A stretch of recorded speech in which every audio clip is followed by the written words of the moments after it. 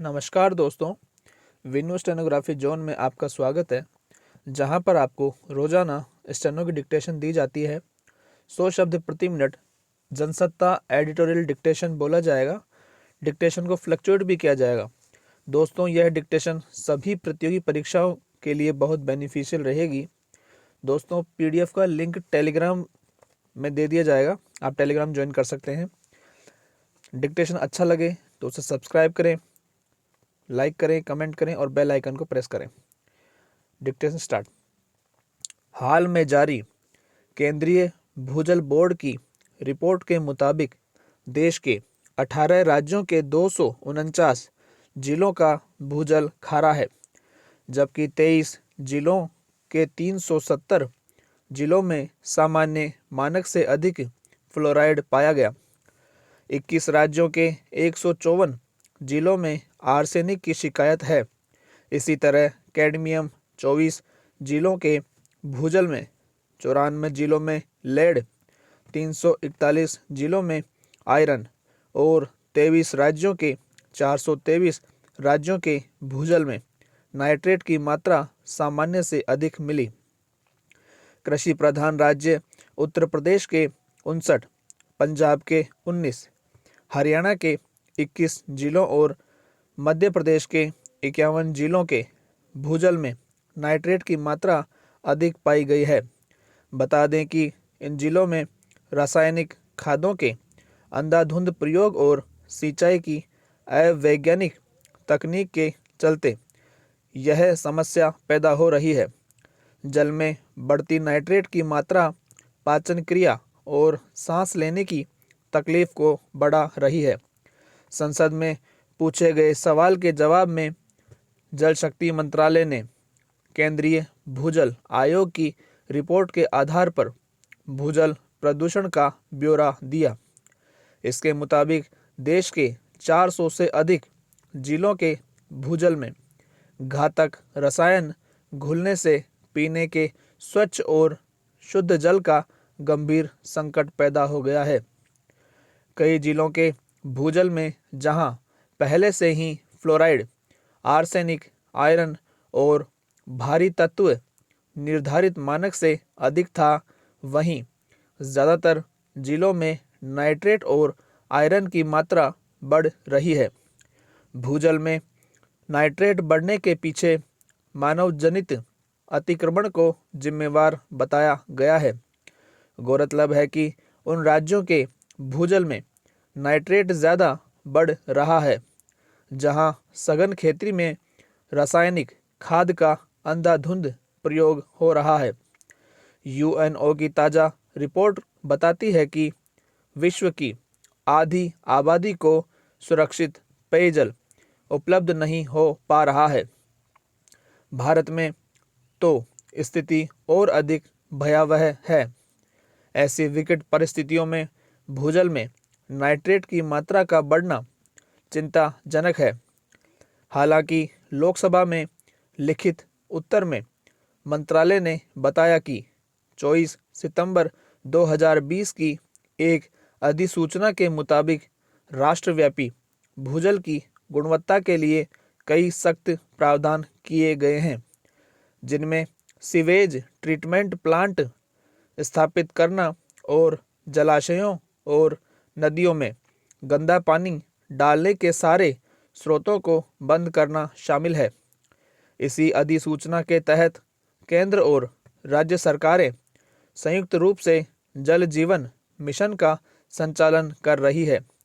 स्वास्थ्य संगठन के मुताबिक लगभग 80% रोगों का कारण जल है। बढ़ती जनसंख्या, शहरीकरण तथा औद्योगिकरण जैसे मानवीय कारणों ने हमारे पर्यावरण को प्रदूषित कर दिया है। भूजल, जो कि देश में जलापूर्ति का एक प्रमुख स्रोत है, इसमें नाइट्रेट की उपस्थिति चिंताजनक है। नाइट्रेट नाइट्रोजन तथा ऑक्सीजन के संयोग से बने हुए कई ऐसे यौगिक होते हैं जो मानव के उपभोग हेतु अनेक खाद्य पदार्थों, विशेषतः सब्जियों, मांस और मछलियों में पाए जाते हैं। देखा गया है कि नाइट्रेट की जल में अत्यधिक घुलनशीलता तथा मृदा कणों की कम धारण क्षमता के कारण अति सिंचाई या अति वर्षा से खेतों में से बहता पानी अपने साथ नाइट्रेट को भी बहाकर कुओं, नालों एवं नहरों में ले जाता है। इस प्रकार मनुष्य और पशुओं के पीने का पानी नाइट्रेट द्वारा प्रदूषित हो जाता है। पिछले वर्षों में देश में नाइट्रोजनीय उर्वरकों की खपत की बहुत बढ़ी है। देश के कई स्थानों के वैज्ञानिकों ने भूजल में बढ़ती हुई नाइट्रेट सांद्रता का प्रभावी कारक नाइट्रोजन उर्वरक को ही माना है। ग्रामीण क्षेत्रों में संतुलित उर्वरक की अपेक्षा लोग मात्र नाइट्रोजन उर्वरक का उपयोग करते हैं, जिससे ऐसी स्थिति पैदा हुई है। दरअसल नाइट्रेट स्वयं स्वास्थ्य पर कोई प्रतिकूल प्रभाव नहीं डालता है, पर इसके नाइट्राइट में अपचयन से निश्चित रूप से इसकी अत्यल्प मात्रा भी घातक हो जाती है। नाइट्रेट जब जल या भोजन के माध्यम से शरीर में प्रवेश करता है तो मुंह तथा आंतों में स्थित जीवाणुओं द्वारा नाइट्राइट में परिवर्तित कर दिया जाता है, जो कि सशक्त ऑक्सीकारक होता है। यह रक्त में विद्यमान हीमोग्लोबिन में उपलब्ध लौह के फेरस रूप को फेरिक में बदल देता है। इस प्रकार हीमोग्लोबिन मेथेमोग्लोबिन में बदल जाता है, जिसके कारण हीमोग्लोबिन अपनी ऑक्सीजन परिवहन की क्षमता खो देता है। अत्यधिक रूपांतरण की स्थिति में आंतरिक श्वास अवरोध हो सकता है, जिसके लक्षण चमड़ी तथा म्यूकस झिल्ली के हरे नीले रंग से पहचाने जा सकते हैं। इसे ब्लू बेबी या साइनोसिस भी कहते हैं। छोटे बच्चों में यह रूपांतरण दुगुनी गति से होता है, क्योंकि वे मेथेमोग्लोबिनेमिया के प्रति अधिक संवेदनशील होते हैं। रूस के वैज्ञानिकों ने नाइट्रेट विषाक्तता से केंद्रीय तंत्रिका तंत्र को कुप्रभावित करने के परिणाम भी देखे हैं। उन्होंने रूसी बच्चों में ये प्रभाव 105 से 182 मिलीग्राम प्रति लीटर नाइट्रेट सांद्रण में ही प्रेक्षित किए हैं। इसी प्रकार पेयजल में उच्च नाइट्रेट सांद्रण से हृदय संवहनी तंत्र पर भी प्रतिकूल प्रभाव देखे गए हैं। अनुसंधानों से पता चला है कि उच्च नाइट्रेट युक्त जल तथा जठर कैंसर में गहरा संबंध होता है। जल में बढ़ती नाइट्रेट की मात्रा मवेशियों के स्वास्थ्य पर भी प्रतिकूल प्रभाव डालती है एवं अध्ययन से पता चला है कि दुधारू मवेशियों जैसे गाय, भैंस, बकरी आदि में नाइट्रेट विषाक्तता देखी गई है। जई, बाजरा, मक्का, गेहूं, जौ, सूडान ग्रास तथा राई घास ऐसे पौधे हैं जिनमें नाइट्रेट की मात्रा अधिक होती है। अगर चारे को ऐसी भूमि में उगाया जाए जिसमें कार्बनिक तथा नाइट्रोजन तत्व अधिक हों और नाइट्रोजन उर्वरक अधिक मात्रा में प्रयोग किए गए हों या जल्दी में यूरिया जैसे उर्वरक का छिड़काव किया गया हो, तो ऐसी स्थिति में चारे में नाइट्रेट विषाक्तता अधिक हो जाती है। नाइट्रेट विषाक्तता पशुओं में जठर आंत्रशोथ उत्पन्न करता है।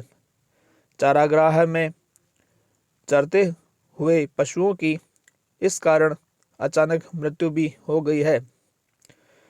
भारतीय पशु चिकित्सा अनुसंधान संस्थान इज्जत नगर बरेली के वैज्ञानिकों ने पारा घास खाने से बछड़ों में अति तेज नाइट्रेट विषाक्तता और बकरियों में चिरकारी नाइट्रेट विषाक्तता लक्षित की गई है। देश के शुष्क क्षेत्रों में अत्यधिक नाइट्रेट युक्त जल गर्मियों में प्यासे पशु जब एक साथ अधिक पानी पी लेते हैं तो उनमें नाइट्रेट विषाक्तता उत्पन्न हो जाती है, जो कभी कभी उनकी मृत्यु का कारण भी बन जाती है। अब सवाल है कि जल में बढ़ती नाइट्रेट की मात्रा को कैसे कम किया जाए।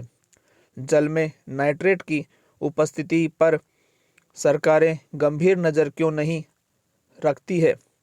गौरतलब है कि जल को राज्य सूची का विषय बनाया गया है, पर राज्यों की सरकार जल में बढ़ते प्रदूषक तत्वों के प्रति ज़्यादा शिथिलता बरत रही है।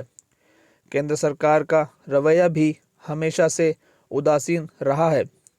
ऐसे में आवश्यकता इस बात की है कि पानी की समवर्ती सूची का विषय बनाया जाए। केंद्र और राज्यों के बीच सम्मति से भूजल सहित जल का बेहतर संरक्षण, विकास और प्रबंधन संभव होगा। कृषि प्रधान देशों में नाइट्रेट प्रदूषण एक बड़ी समस्या बन चुकी है, जिसका उन्मूलन नितांत आवश्यक है। जल संसाधन मंत्रालय को केंद्रीय प्रदूषण नियंत्रण बोर्ड के सहयोग से डार्क ब्लॉक्स में स्थित गंभीर रूप से प्रदूषित क्षेत्रों को चिन्हित करने के लिए कारगर तंत्र को विकसित करना चाहिए। सभी राज्य प्रदूषण नियंत्रण बोर्डों को उपयुक्त और प्रभावी निगरानी तंत्र गठित करना चाहिए। आज जल का संरक्षण हमारा विशेष मुद्दा या सरोकार होना चाहिए, जिससे इस समस्या को विकराल रूप धारण करने से रोका जा सके। समाप्त। दोस्तों, लास्ट में ये थोड़ा पीडीएफ कटा हुआ था, इसलिए डिक्टेशन बोलने में थोड़ी सी दिक्कत आई, तो आप समझ गए होंगे। बाकी डिक्टेशन बहुत टफेस्ट था, जैसा कि RSMSSB में आते हैं तो उसी की तर्ज पे बनाया गया है। तो आप सभी लिखें, हल्के हाथ से लिखें और अच्छा लिखें। जय हिंद।